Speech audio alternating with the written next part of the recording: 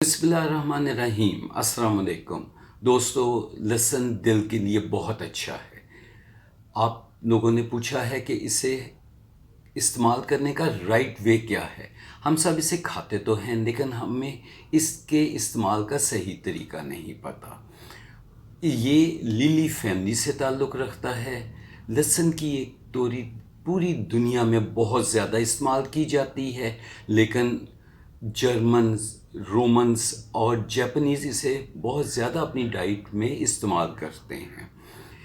इसके एक special smell है और एक पंजेंट स्मेल की वजह से ये पहचाना जाता है। लहसुन को देखा गया है कि ये कोलेस्ट्रॉल को कम करने में मदद देता है और ब्लड प्रेशर को भी कम करने में बहुत ज़्यादा मददगार साबित होता है। इसको किस तरह से इस्तेमाल करें?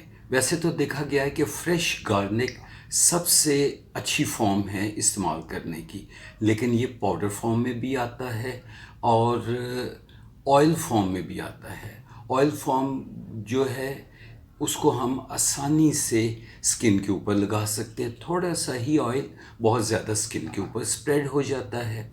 अब देखने में आया है कि जब एक तोरी गार्लिक की या लहसुन की हम काट के इसको एक्सपोज कर देते हैं एयर के साथ जब ये एक्सपोज हो जाती है तो एनवायरनमेंट में ये मिक्स हो जाती है। मिक्स होके ये अपनी बेस्ट फॉर्म में आ जाती है। इसको हमें 2 या 3 मिनट देने चाहिए कि ये अपनी पूरी तरह से अपनी फॉर्म में आ जाए, एक्टिव हो जाए। और एक्टिव होने के बाद इसके अंदर एक केमिकल एलिसिन पाया जाता है जो एक्टिवेट हो जाता है। ये एलिसिन केमिकल देखा गया है कि इसमें anti fungal, anti bacterial, anti viral और सोजिश कम करने के लिए as a anti inflammatory qualities भी इसमें पाई जाती हैं। और इसके साथ ही साथ ये कोलेस्ट्रॉल को भी कम करने के लिए बहुत फ़ायदेमंद है।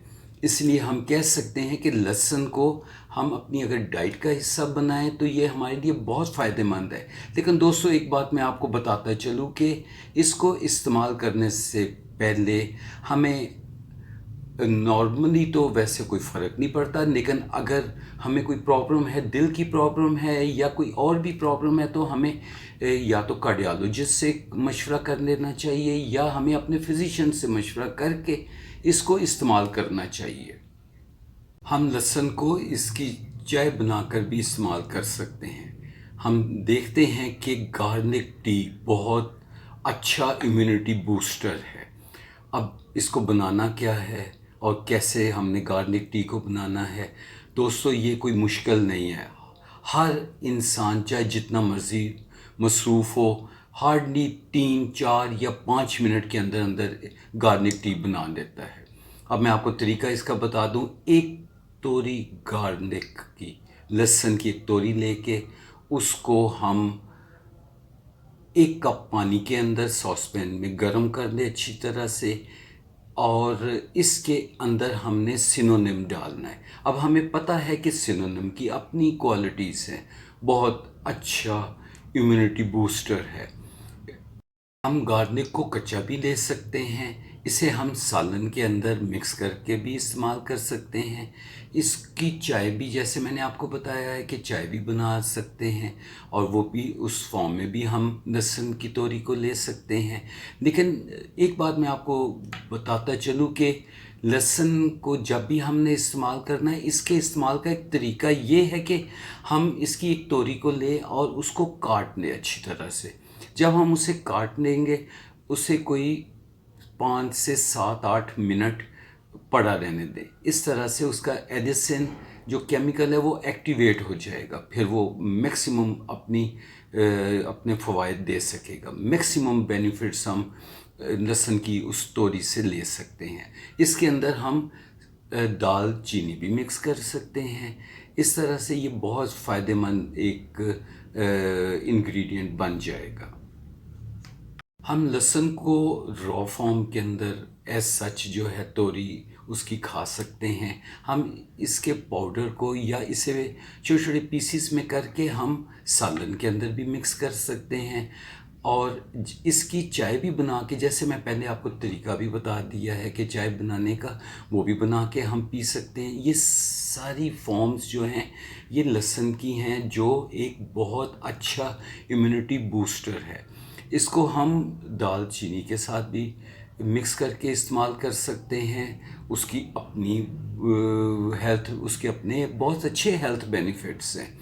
अब हम देखते हैं कि आजकल दिन ब दिन दिल की बीमारियां बढ़ती जा रही हैं, और वो अफराद जो दिल की बीमारी के अंदर मुब्तला हैं और उनके ऑपरेशन होने के चांसेस बहुत ज़्यादा बढ़ गए हैं, तो ऐसे अफराद अगर लहसुन की तोरी को अपनी डाइट का हिस्सा बनाएं तो इसकी वजह से जो है उनका खून बहुत हद तक पतला रहेगा, और इस तरह से उनका ब्लड कोलेस्ट्रॉल भी कम हो जाएगा और ब्लड प्रेशर भी उनका कम हो जाएगा। लेकिन मैं आपको एक बात, जैसे पहले भी मैंने बताई, अभी भी मैं आपको बता दूं कि ये सब करने से पहले हमें अपने कार्डियोलॉजिस्ट से मशवरा कर लेना चाहिए।